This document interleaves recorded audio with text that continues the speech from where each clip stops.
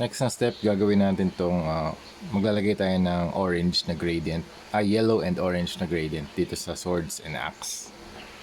So first, maglalagay tayo ng white for our base. So dry brushing lang din.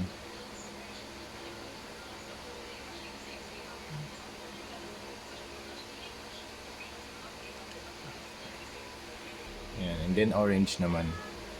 Okay. So ganun din, dry brushing lang din.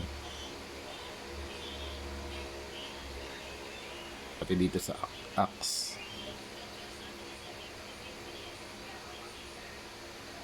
And then next color naman, yellow and white.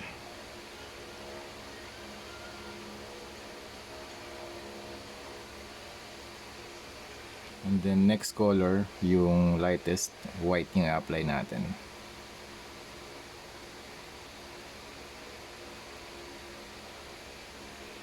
And then fluorescent yellow para mas bright yung yellow effect or yung lava effect natin.